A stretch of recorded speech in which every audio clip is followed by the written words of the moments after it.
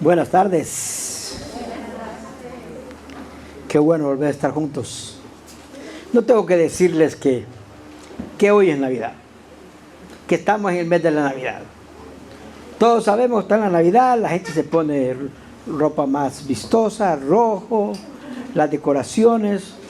Si no tienes nada puesto en tu casa, sales a la puerta y vas a ver el vecino que tiene algo, que implica que es Navidad. Es el mes de diciembre, Navidad. La primera Navidad pasó prácticamente desapercibida. Por ejemplo, localmente en Belén, aparte de María y José, los únicos que se enteraron fueron unos pastores que estaban en la montaña cuidando las ovejas, y Dios mandó un coro de ángeles y le anunciaron: ha nacido el Mesías. Los únicos, podríamos decir, israelitas, porque después otros vinieron a ser parte de esta primera Navidad, que fueron los magos de Oriente. Los magos de Oriente, ¿va? Gente que vino desde lejos, caminaron más de un año. ¿Va? ¿Cuántos eran? No se sabe. La gente habla de 3, pero posiblemente han sido 4 o 5. No se sabe. ¿Va? Así que pasó básicamente desapercibida. Israelita, unos cuantos judíos, pastores, y gentiles, solo los sabios.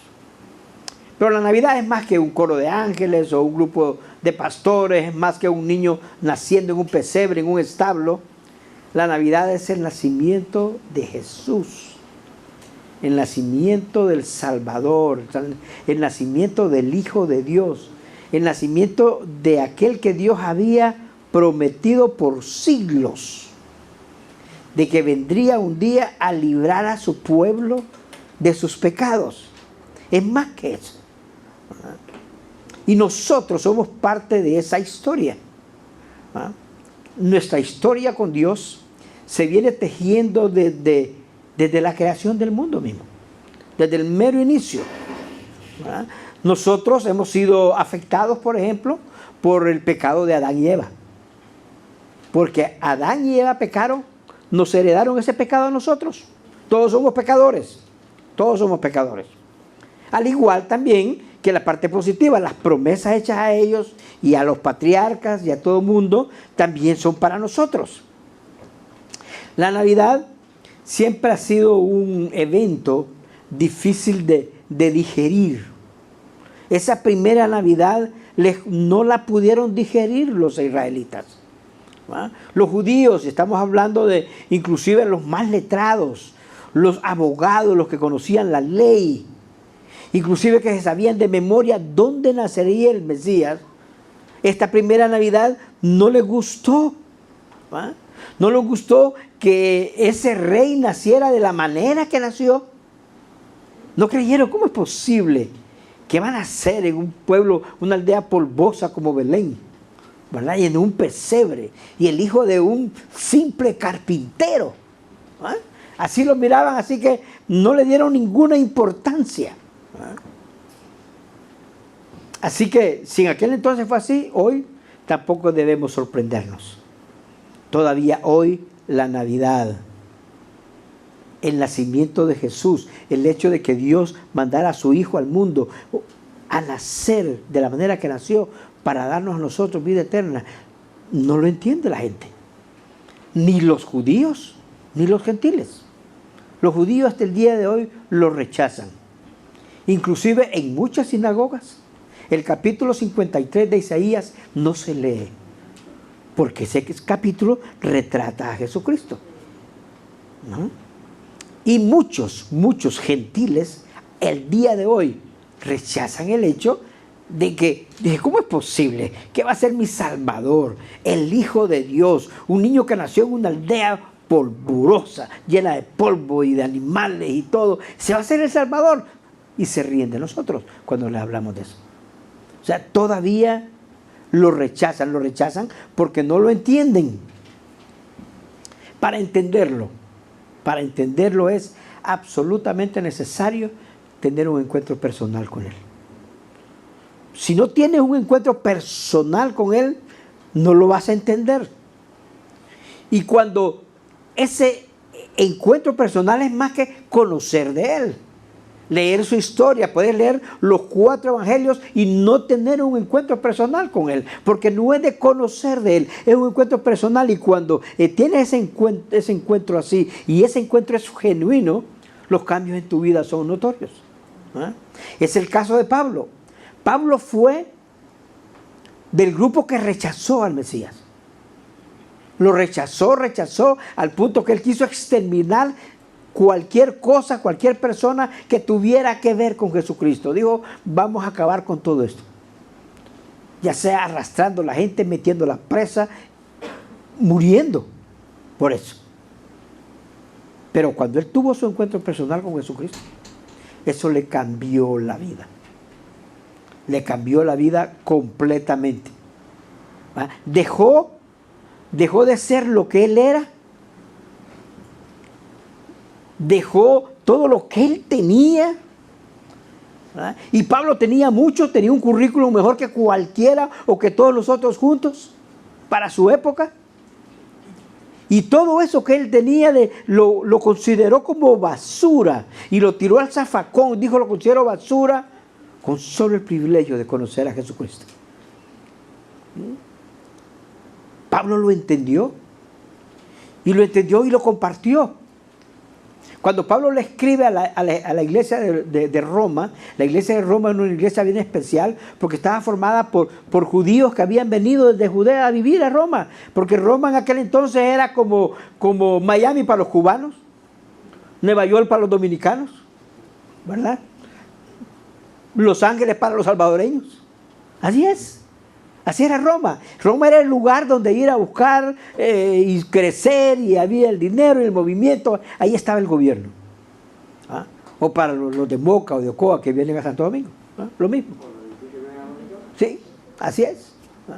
O sea, era en Roma. Entonces Pablo le escribe a la iglesia en Roma, una iglesia que está formada por judíos que llegaron ahí y confiaron en Jesucristo, y por una pila de gentiles. Así que les escribe. Y le escribe y mezcla los dos. Y cuando Pablo les escribe, fíjense en Romanos, este pasaje es bien interesante. Romanos 15, le está escribiendo a esa iglesia y le dice a la iglesia, recuerden, o sea, no se les olvide, recuerden que Cristo vino a servir. Y Jesucristo mismo lo dijo en los evangelios. El Hijo del Hombre no vino para ser servido, vino para servir y para dar su vida en rescate por muchos. Él no vino para servir, vino para servir. Y entonces les dice, recuerden que Cristo vino para servir, y empieza diciendo, a servir a los judíos, para demostrar que Dios es fiel a las promesas que les hizo a los antepasados de ellos. Verso 9, Jesús también vino para que los gentiles, o sea, los no judíos, le dieran la gloria a Dios por la misericordia que Él tuvo con ellos. A eso se refería el salmista cuando escribió, por eso te alabaré entre los gentiles, cantaré alabanzas a tu nombre. Y el verso 10 dice, y en otro lugar está escrito, alégrense con su pueblo, oh gentiles. Y además dice el verso 11, dice, alaben al Señor todos ustedes, los gentiles, todos los pueblos de la tierra, alábenlo. Verso 12, y en otro lugar Isaías, un profeta, dijo, el heredero del trono de David vendrá y reinará sobre los gentiles, sobre los no judíos. Ellos, los gentiles, pondrán su esperanza en él. Verso 13, dice, le pido a Dios, Pablo dice, yo le pido a Dios, que es la fuente de esperanza, que los llene completamente, los llene a todos ustedes de la iglesia, judíos y no judíos, que los llene, dice, completamente de alegría y paz, porque confían en Él. Entonces, rebosarán de una esperanza segura mediante el poder del Espíritu Santo. Oremos para continuar. Dios, qué bueno es poder venir y hablar de ti, de tu amor, de la manera en que decidiste cambiar nuestro destino eterno. Mandaste a tu Hijo a nacer de la manera en que nació hace 2000 años y entregar su vida para morir en una cruz en sacrificio por nuestros pecados, murió en nuestro lugar y resucitó al tercer día para demostrarle al mundo que Él tiene poder para dar vida eterna. Y hoy venimos delante de ti para que nos enseñes. Señor, gracias. Gracias. Porque estás aquí en medio de nosotros. Nosotros creemos eso a la letra. Que tú estás aquí de manera especial porque aquí estamos reunidos en tu nombre. Y en tu nombre oramos. Amén. Nosotros todos tenemos una historia con Dios. Tú tienes una historia con Dios. Si confiaste en Jesucristo, tienes una historia con Dios. Y si no has confiado en Jesucristo, tienes una historia con Dios. Muchos creemos, y eso lo creí yo al principio, que mi historia con Dios empezó cuando yo puse mi fe en Jesucristo. Hace 36 años. En el 86, sí, 36 años. ¿Verdad? Pero en realidad no es así. Mi historia con Dios va desde mucho más allá. ¿Ah? Va inclusive desde la creación. Antes de que yo naciera, ya había una historia mía con Dios. ¿Ah? Nuestra historia está incluida en todo lo que pasó desde el Edén y las promesas a todos los patriarcas. Promesas como la que le hizo Abraham, ahí estamos ustedes y yo. Y cuando dice en Génesis 17, en el verso 5, le dice a Abraham, además le dice, cambiaré tu nombre. Cambiaré tu nombre. Ya no serás Abraham, sino que te llamarás Abraham, porque serás el padre de muchas naciones. ¿Ah? Le cambia el nombre. Y en esas muchas naciones están los taínos, están los mayas, están los aztecas, están los incas, los utuiles, quichés, calchiqueles, toltecas, etcétera, etcétera. Ahí estamos todos nosotros. El tiempo de Dios es el mejor tiempo. Dios se tomó un tiempo y los judíos, cuando Jesús estaban esperando, ¿dónde está el Salvador que nos viene a salvar de los romanos? Porque ellos esperaban un guerrero que viniera a sacar a los romanos a palos. ¿Dónde está? ¿Dónde está? ¿Dónde está? Pero Dios se tomó el tiempo y fue el tiempo preciso. Para los judíos que llamamos, hay judíos que nosotros llamamos judíos mesiánicos porque pusieron su fe en el Mesías, en Jesucristo. A estos judíos, para estos judíos como Pablo ha reconocido y está en todos sus escritos que el Salvador llegó en el tiempo justo, cuando se necesitaba, el tiempo apropiado. La Navidad fue diseñada.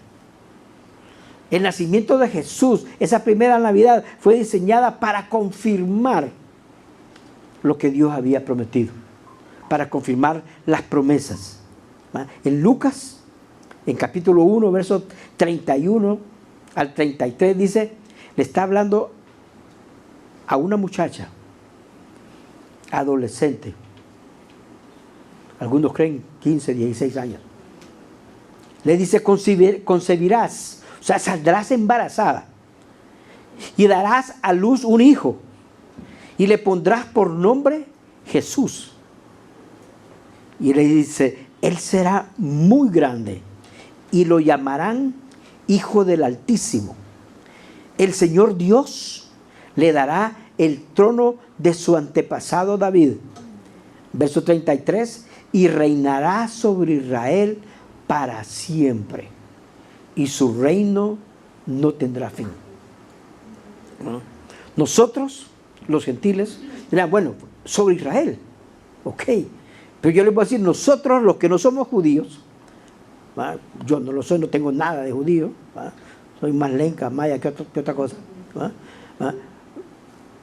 los que no somos judíos, cuando ponemos nuestra fe en Jesucristo, dice que nosotros, Dios nos agarra y nos injerta. Nosotros somos del olivo salvaje y nos injerta en la mata que Él había escogido, que es Israel, en el olivo. Nosotros fuimos injertados. O en otras palabras, ahora nosotros somos parte del pueblo de Dios. Nosotros somos del Israel de Dios de ahora. ¿Ah? Eso está en Romanos 11. Así que Jesús nació con un propósito. Y su propósito era servir. Primero, Jesús nació para servir a los judíos. Sirvió a los judíos. Y dice en el verso 8 de Romanos 15, que ya lo leímos, y me gustó en esta versión, la versión en palabra de Dios para todos. Dice, puedo decirles que Cristo se convirtió en siervo de los judíos para demostrar que lo que Dios dice es verdad. Cristo lo hizo para confirmar la promesa de Dios a los antepasados de los judíos. O sea, en otras palabras, la llegada de Jesús es una demostración que Dios cumple lo que promete. No hay ninguna promesa de Dios que Dios diga, yo voy a hacer tal cosa y caiga al suelo sin que se cumpla. No existe tal cosa. Su llegada, la llegada de Jesús hace 2000 años, de la manera que nació, es el cumplimiento de las promesas de Dios al pueblo de Israel. La Reina Valera del 60 dice inclusive que vino para servir a los de la circuncisión. Era el único pueblo que se circuncidaba. El único. Todo eso fue planeado por Dios. No es que se le escapó de la mano, no. Fue planeado por Dios desde el inicio de la creación. Y cuando Él planeó todo eso en el inicio de la creación, ustedes y yo estábamos ya en la mente de Dios. No es que nosotros le caímos a Dios por sorpresa. Y a mí me gusta ver, por ejemplo, como dice el libro de Apocalipsis, que reafirma eso que pasó en la creación. Cuando habla de la bestia, el que quiere ocupar el lugar de Dios y se quiere sentar en el trono, en Israel, en el templo, dice, a la bestia la adorarán todos los habitantes de la tierra. Ahí no estamos incluidos usted y yo.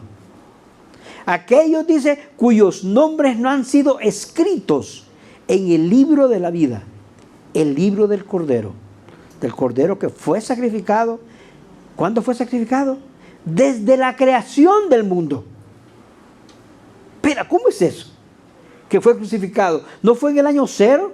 ¿Hace 2000 años? Dice, desde la creación del mundo. Dios es dueño del tiempo. O más aún, para Dios el tiempo no existe.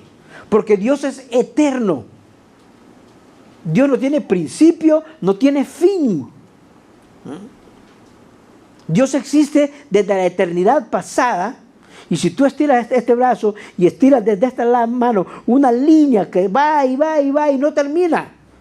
No es que cuando llega a Punta Cana ya llegó el mar y ahí termina. No, continúa. Es una eternidad. Y está la eternidad futura. La eternidad futura. Dios no tiene tiempo. Dios es dueño de todo eso.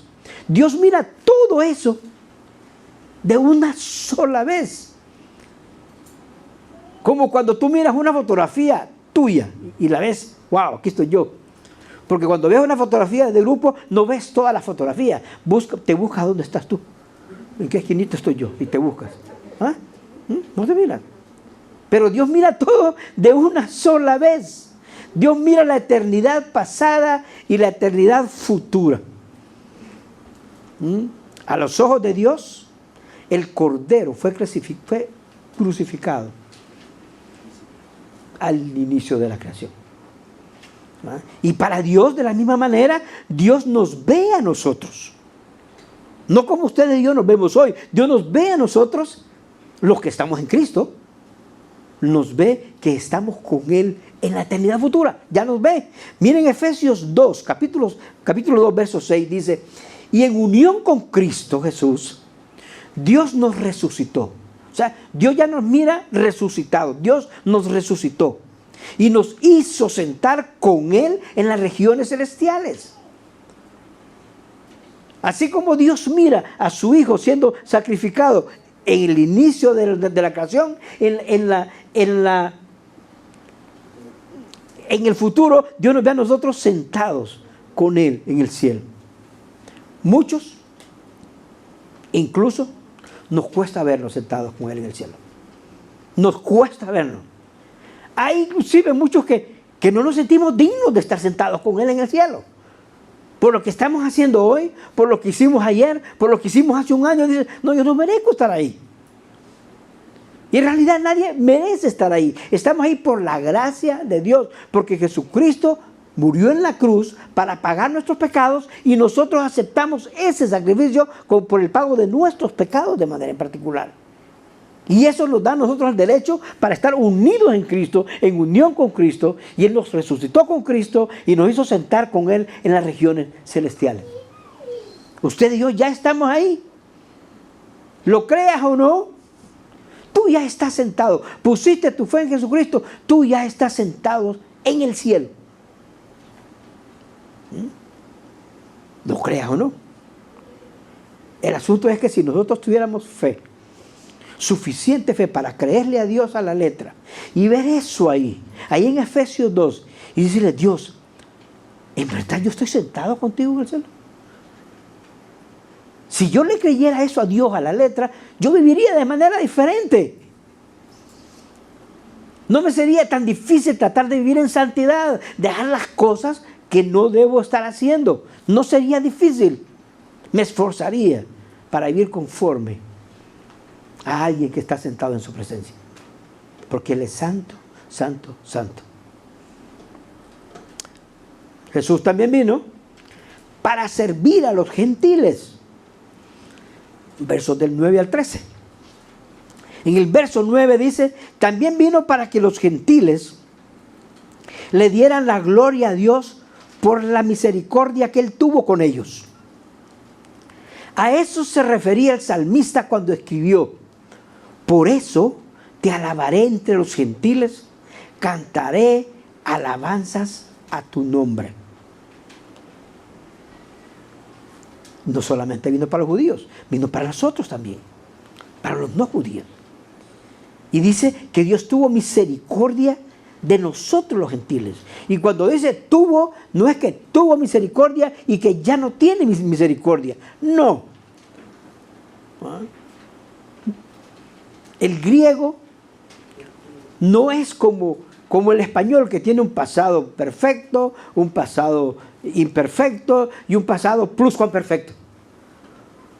Tiene un pasado más que se llama pasado aoristo, que es un pasado que dice Dios nos salvó, y no es que nos salvó y hasta ahí llegó. Nos salvó es algo que continúa, ¿verdad? Nos amó porque de tal manera amó Dios al mundo. Es un pasado aoristo, ese amor. Lo mismo aquí, tuvo misericordia de nosotros. Es una misericordia que continúa, porque la misericordia de Dios es como Él.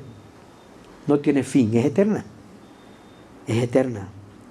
Esta profecía está en el Salmo 18, escrita por David. Esta profecía la escribió David cuando Dios lo libró de todos sus enemigos, incluso de Saúl. Incluso de Saúl. Él escribió esto. ¿Saben cuándo lo escribió? 1050 años antes de Cristo. 1050 años. ¿Ah? Nuestra historia con Dios es parte de las promesas. Para todos ellos. Para Abraham, para David, para todos los patriarcas. Y cuando dice David, dice que se iba a gozar de saber que cantaría alabanzas a Dios en medio de los gentiles. Ustedes y yo, que no somos judíos, somos parte de eso. En el verso 10 dice, y en otro lugar está escrito, alégrense con su pueblo, oh gentiles. Y cuando dice en otro lugar, ese otro lugar significa que antes que David escribiera eso, ya había sido escrito. Eso que está ahí en el verso 10 está en Deuteronomio, capítulo 32. Es llamado el Cántico de Moisés. Ya Moisés había dicho eso. Había dicho que alégrese su pueblo, oh gentiles. Alégrese con su pueblo, oh gentiles. Ya lo había dicho Moisés. El éxodo ocurrió 1500 años antes de Cristo. O sea que cuando llegaron a la tierra prometida y establecieron el reino de Saúl y de David y todo lo demás, ya el cántico de Moisés existía. No había nacido David y ya el cántico de Moisés existía. Por eso dice, en otro lugar está escrito. Antes de David lo escribió Moisés.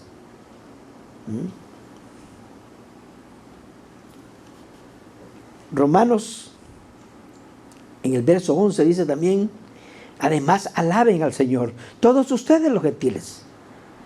Todos los pueblos de la tierra, alábenlo. Todos los pueblos de la tierra. Salmo 117. Y aún Isaías, que era un profeta mesiánico, lo escribe en el verso 12, dice, y en otro lugar Isaías dijo, el heredero del trono de David vendrá y reinará sobre los gentiles. Ellos pondrán su esperanza en él. Isaías 11:10. Nuestra historia con Dios es parte integral de las promesas de Dios al pueblo de Israel. Ustedes y yo no estamos fuera de eso. Estamos ahí. Prometió que vendría a liberar a su pueblo y nosotros somos parte de su pueblo. Nosotros desde el inicio de la creación venimos siendo contados como parte de su pueblo. Así que cuando tú y yo le creemos a Dios y confiamos en que por gracia somos salvos, cuando ustedes y yo aceptamos su misericordia inagotable y le creemos que nos ama de una manera incondicional, no es a cambio de, no hay nada que nosotros podamos darle a Dios para comprar su amor.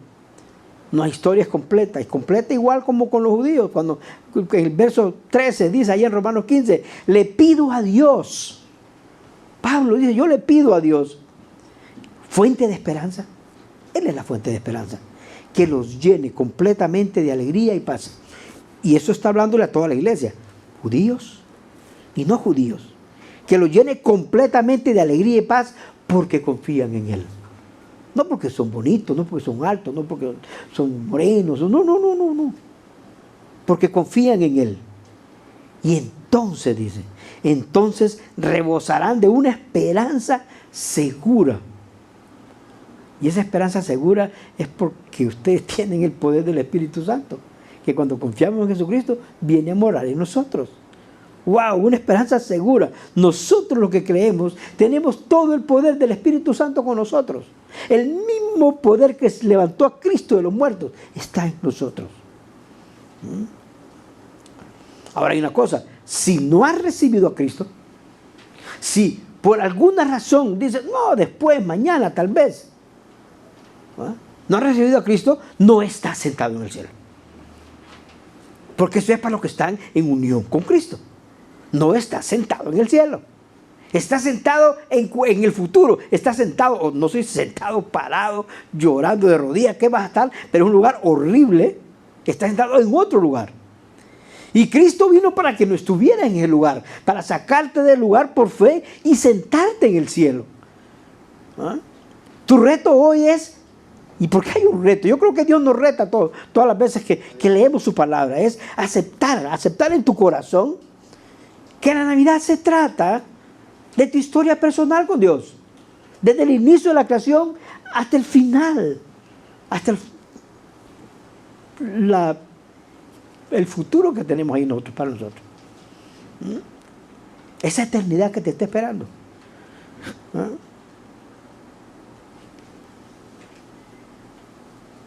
No tardes. Yo te voy a decir una cosa, no tardes. La venida del Señor está más cerca que hace 2000 años. ¿Cuánto va a ser? Un día, una semana, hoy, mañana. Pero en Hebreos 3:15 nos dice, si escuchan hoy la voz de Dios, hoy hoy, si escuchan hoy la voz de Dios, no se opongan como antes. No cierren su corazón como antes, cuando se rebelaron contra Él. No lo hagan.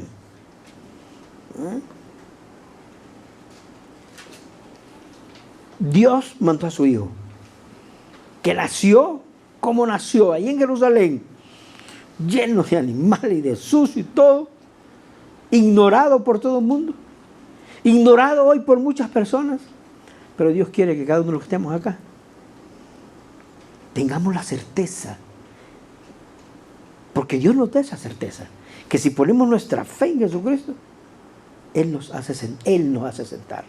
Dice, nos hizo sentar, y eso es un futuro. Nos hizo sentar en los lugares celestiales. Estar sentado en el cielo hoy es una decisión personal. Yo no puedo llevar a mi mujer a que se siente conmigo. Sandra, vení, te llevo. No. Es una decisión personal. Ahora la pregunta es, ¿hay algo que te impida aceptar el regalo de Dios? ¿Hay algo que te impida poner tu fe en Jesucristo para salvación? Solo tú lo sabes. Pero yo creo que no hay nada. Yo te invito a que oremos. Y ahí donde estás, de nuevo, yo no conozco el corazón de nadie en este momento. Ahí donde estás, aquí sentado en esa silla hoy, sentado en el sofá de tu casa, sentado en la guagua cuando que vas camino a algún lugar, en tu oficina que agarras el teléfono y lo ves. Ahí donde está hoy, tú puedes decidirlo. Señor, yo quiero ser de los que están sentados en el cielo contigo. Yo quiero estar en unión con Cristo. Yo quiero eso. Señor, yo acepto a Jesucristo. Acepto su sacrificio como el pago por todos mis pecados. Y sé que al aceptarlo, yo tengo vida eterna, o sea, yo paso a estar sentado contigo en el cielo. Dios, gracias por haber mandado a Jesús. Sin eso, ninguno de nosotros tendría ningún chance. Señor, te alabamos, te adoramos, glorificamos tu nombre y te damos gracias. En el nombre de Jesús. Amén.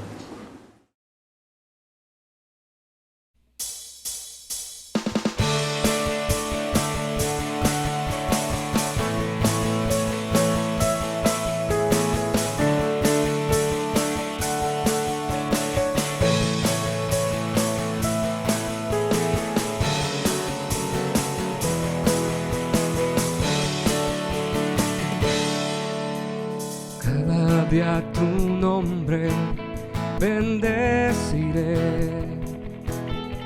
y morar en tu gloria y esplendor. En tus maravillas meditaré, de tu gran poder proclamaré. Tu salvación diré y de tus bondades, porque eres más grande de lo que imagino y más hermoso, Dios, de lo que he pensado. Oh, tú eres grande y digno de alabar. Las generaciones te cantarán, tu misericordia alabarán.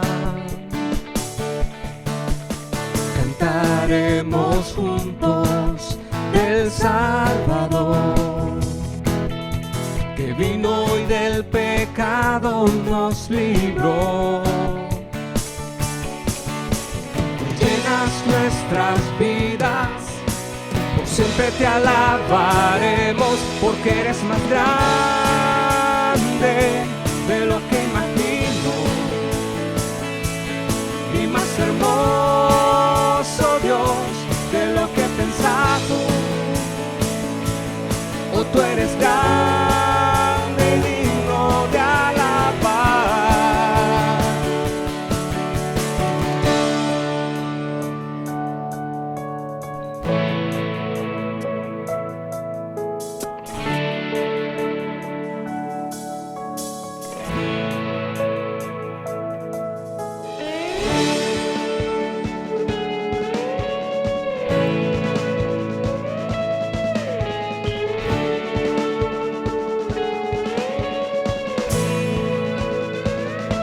Porque eres más grande de lo que imagino y más hermoso, Dios, de lo que he pensado. Porque eres más grande de lo que imagino y más hermoso, Dios, de lo que he pensado. Oh, tú